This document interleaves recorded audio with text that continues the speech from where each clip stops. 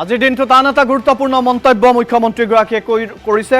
মুখ্যমন্ত্ৰীগৰাকীয়ে কৈছে যে জুবিনক লৈ কংগ্ৰেছে ৰাজনীতি আৰম্ভ কৰিছে।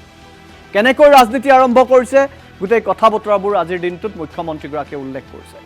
সকলোৱে দেখিছে যে সৌহিদিনা কংগ্ৰেছৰ নেত্ৰী প্ৰিয়ংকা গান্ধী জুবিন ক্ষেত্ৰলৈ গৈছিল। আমি যদি সম্ভৱ হয় সেই দৃশ্যাংশটো দেখুৱাম। জুবিন ক্ষেত্ৰলৈ প্ৰিয়ংকা গান্ধী গৈছিল, কিন্তু প্ৰিয়ংকা গান্ধী শ্বহীদ স্মাৰকলৈ নগ'ল। ভূপেন হাজৰিকাৰ সমাধি ক্ষেত্ৰলৈ প্ৰিয়ংকা গান্ধী নগ'ল। জুবিন ক্ষেত্ৰলৈ কিয় গ'ল? অৰ্থাৎ কংগ্ৰেছেই এই ৰাজনীতি আৰম্ভ কৰিছে। জুবিনৰ ন্যায়ৰ কথাটো ওলোটাকৈ দেখুৱাবলৈ গৈ কংগ্ৰেছে ৰাজনীতি কৰিছে। দেখুৱাইছে সোনিয়া গান্ধী কন্যা প্ৰিয়ংকা গান্ধীক দলীয় প্ৰদেশ কংগ্ৰেছৰ দলীয় নেতৃত্বই জুবিন ক্ষেত্ৰলৈ লৈ গৈছে। কাৰণ জুবিন ক্ষেত্ৰলৈ গ'লে সকলোৱে বাহবা দিব, জুবিনৰ প্ৰতি সহানুভূতি দেখুওৱা হ'ব, আৰু সেই উদ্দেশ্যেৰে প্ৰিয়ংকা গান্ধীক জুবিন ক্ষেত্ৰলৈ লৈ যোৱা হৈছিল। জুবিন ক্ষেত্ৰলৈ প্ৰিয়ংকা গান্ধীক নিয়াক লৈ আজি মুখ্যমন্ত্ৰীগৰাকীয়ে গুৰুত্বপূৰ্ণ মন্তব্য কৰিছে। মুখ্যমন্ত্ৰীগৰাকীয়ে কৈছে যে জুবিন গাৰ্গক লৈ যিখিনি আমি কৰিছোঁ সেইখিনি কোনেও কৰা নাই। জুবিন গাৰ্গৰ হৈ মই নিজেই তেজ দিছোঁ, বিজেপি কৰ্মীয়ে তেজ দিছে। জুবিন গাৰ্গৰ মৃত্যুৰ 5 দিনৰ পৰাই মই বহুত কৰিছোঁ, টোপনি ক্ষতি কৰি বিভিন্ন কাম কাজ হাতত লৈছোঁ। জুবিন গাৰ্গৰ বাবে যিখিনি মুখ্যমন্ত্ৰীয়ে কৰিছে, আজি মুখ্যমন্ত্ৰীগৰাকীয়ে প্ৰিয়ংকা গান্ধীক সমালোচনা কৰিবলৈ গৈ সেই আগৰ কথাবোৰ মনত পেলাই দিছে। অৰ্থাৎ 5 মাহৰ আগৰ কথাবোৰ মুখ্যমন্ত্ৰীয়ে মনত পেলাই দিছে। মুখ্যমন্ত্ৰীৰ সেই মন্তব্য শুনাই দ্য হাফ আৱাৰ পৰা মই মন্তু কুমাৰ শইকীয়া বিদায় লৈছোঁ। পৰৱৰ্তী বা বাতৰিৰ বাবে চাই থাকিব আসাম টাইমছ। ধন্যবাদ। কোনজন মানুহে জুবিনৰ জন্মদিনত তেজ দিছে মোক কওকচোন। জুবিন ক্ষেত্ৰক ৰাজনীতিৰ মঞ্চলৈ ৰূপান্তৰ কৰিব নালাগে। প্ৰিয়ংকা গান্ধী কংগ্ৰেছ দলৰ হৈ আহিছিলে, দলীয় কামত আহিছিলে, আৰু 2 মিনিট জুবিন ক্ষেত্ৰত গ'ল। তেওঁ যদি জুবিন ক্ষেত্ৰত যাবৰ কাৰণে আহিলেহেঁতেন বেলেগ কথা। জুবিন ক্ষেত্ৰখনৰ জাগা কোনে নিৰ্ধাৰণ কৰিলে? জুবিনক যে তাত সমাধিস্থ কৰিব লাগে সেই নিৰ্ণয় কোনে ল'লে?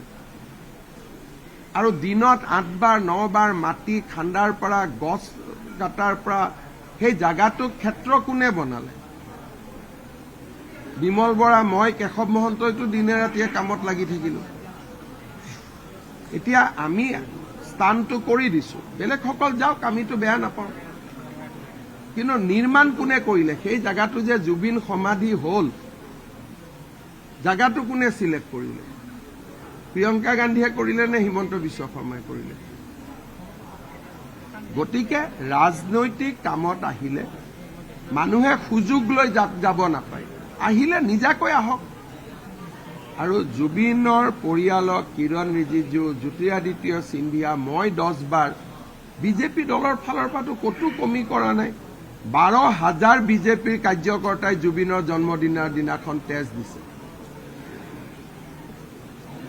জুবিনৰ কাৰণে বাকীসকলে জুবিনৰ নাম লৈ ৰাজনীতি কৰি আছে।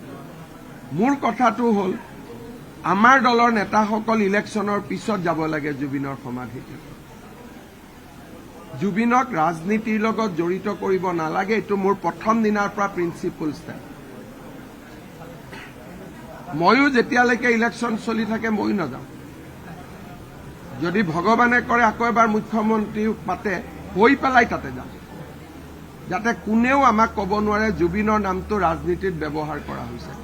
কংগ্ৰেছেতো খোল্লা জুবিনক লৈ ৰাজনীতি কৰি আছে।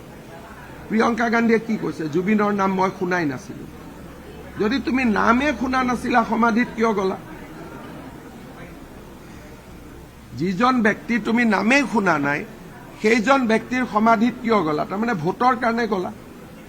এনেকে অসমীয়া মানুহক আৱেগিক কৰি ভোট লোৱাটো পৰম্পৰা বহুত পুৰণা। শ্বহীদ বাকৰিত কিয় নগ'ল প্ৰিয়ংকা গান্ধী?